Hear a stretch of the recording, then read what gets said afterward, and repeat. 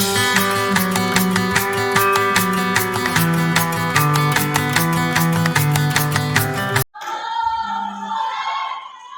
kabar Ibu Tati?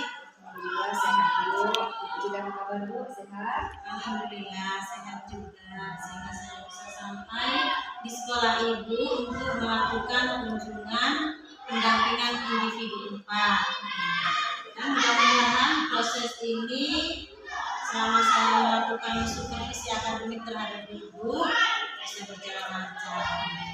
Bisa kita mulai Bu? Oke. Sebelum kita melakukan supervisi akademik, di sini kita bincang-bincang dulu sebentar, melakukan percakapan praobservasi. Tujuan daripada Ibu melakukan pembelajaran ini pada hari ini adalah untuk apa saja tujuannya? Tujuannya Bu yang pertama siswa saya itu mampu memahami tentang pembukuan tunggal di pemerintahan daerah. Yang paling pertama, karena di sini mereka itu kan supaya bisa memasukkan transaksi-transaksi itu ke dalam pembukuan yang paling sederhana.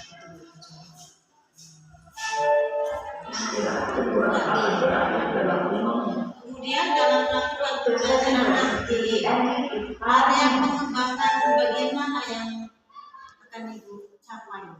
Kalau area pengembangannya Bu, yang pertama saya itu tentang di pengetahuan, area pengetahuan. Karena kan saya berharap itu anak-anak itu bisa mampu mengaplikasikan nanti kalau ada transaksi-transaksi ataupun kejadian-kejadian yang mereka alami di kehidupan sehari-hari, nanti mereka bisa membuat atau memasukkannya ke dalam pembukuan tadi, pembukuan tunggal tersebut. Kalau di keterampilannya, untuk area keterampilan itu Bu, saya berharap anak-anak itu mampu, siswa saya itu mampu lebih cekatan Bu, lebih teliti dalam membuat pembukuan tersebut. Jadi dibutuhkan ketelitian, terus kerapian, karena di dalam pembukuan itu harus bersih dan harus seimbang Bu antara debit dengan kreditnya. Jadi dari situlah di area keterampilan mereka. Nah, baiklah, itu tadi area pengembangan yang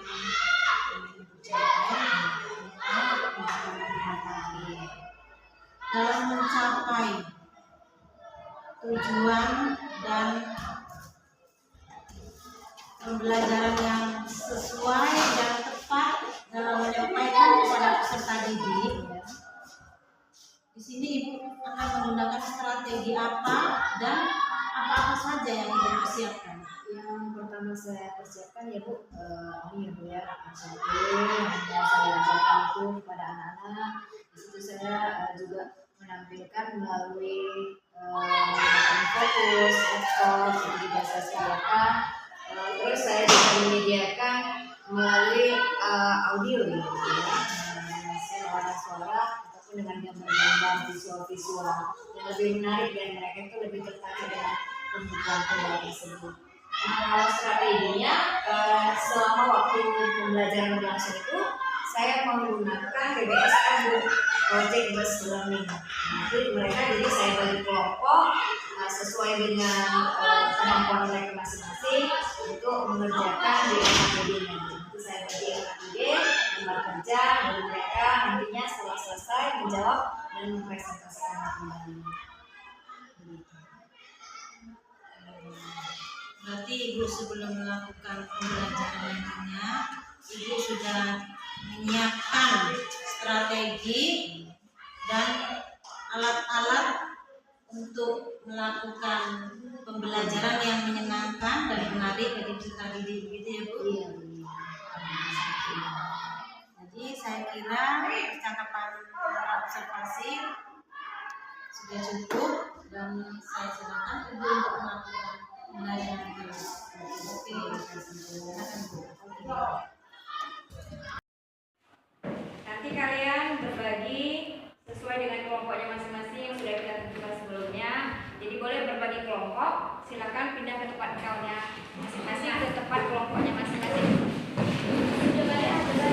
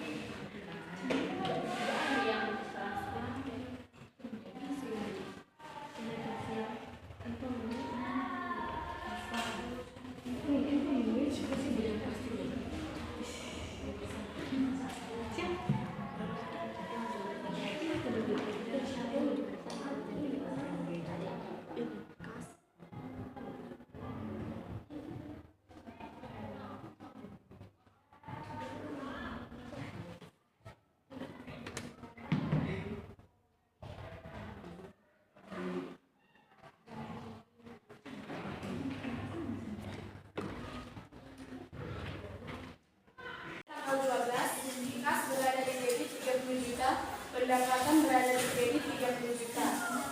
Tanggal 12 juga piutang berada di debit 40 juta, modal berada di kredit 40 juta. Tanggal 14 perlengkapan berada di debit 90 juta dan kas berada di kredit 90 juta. Tanggal 16 kas berada di debit 35 juta, pendapatan jasa di kredit 35 juta. Tanggal 20 piutang berada di debit 180 juta dan di kredit modal 180 juta. Tanggal 25 kas berada di debit 17 juta, piutang berada di kredit 17 juta. Tanggal 27 kas berada di debit 18 juta, piutang berada di kredit 18 juta. Dan yang terakhir, beban gaji berada di debit 9.500.000 dan kas berada di kredit 9.500.000. Jadi total keseluruhannya adalah 2.251.000.000. Nah, itu adalah hasil dari presentasi kelompok 1 yang sudah dibacakan ataupun sudah ditampilkan mereka ya, itu hasil kerja kelompoknya. Jadi boleh aplaus dulu untuk kelompok 1.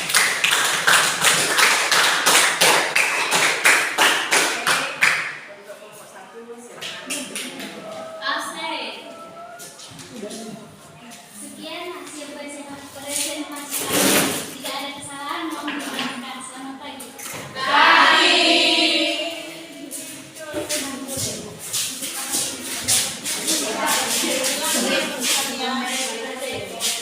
Yang sudah dikumpulkan. Jadi biar nanti bisa Ibu kasih nilai dan Ibu kembalikan lagi untuk presentasi kelompok berikutnya ya. Jadi nanti kalau sudah selesai tolong dikumpulkan tugasnya nanti untuk kita rampungkan kembali di pertemuan berikutnya ya. Nah, ada pertanyaan sampai di sini?